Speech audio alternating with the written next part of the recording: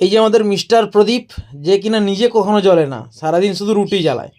আর এই যে আমাদের মিস্টার বিশ্বনাথ দা, যাকে আমি কখনো বিশ্বনাথ মন্দিরে দেখতে পেলাম না, সে বছরে 11 মাস রিনা হোটেলে দেখা যায় তাকে।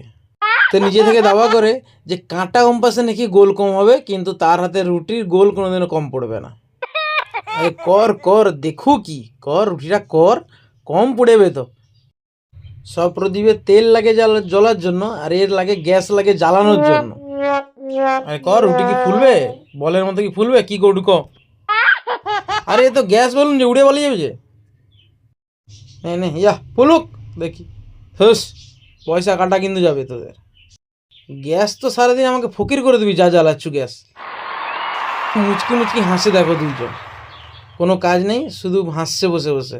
হলো, যাই হোক হাসির কথা বাদে, কিন্তু এরা সারাদিন প্রচুর পরিশ্রম করে। দুজন মোটামুটি সারাদিন রুটি করে। যে বিশ্বনাথ দা সারাদিন বেলতে থাকে, কিছু চাপটা করুন না করে, শুধু রুটিতে চাপটা করে করে, টিন লোহা সে হাঁড়ি কড়াই যা দেবে সব চাপটা করে দেয়। শুধু যদি কিছু চাপটা না করতে পারে, সেটা তার বউ বউ তাকে নিজে ঘুরে ঘুরে চাপটা করে দেয়। এটাই পার্থক্য। আর এই যে আমাদের কাকাবাবু, কাস্টমার হোক আর কাজের লোক হোক আমাদের হোক, সবাইকে ডায়লগ দিয়ে সবাইকে চাপটা করে দেয়। সে রুটি চাপটা করে, ডায়লগ দিয়ে চাপটা করে সবাইকে। সামনে পুজোয় বাড়ি যাবে, প্রচুর আনন্দ।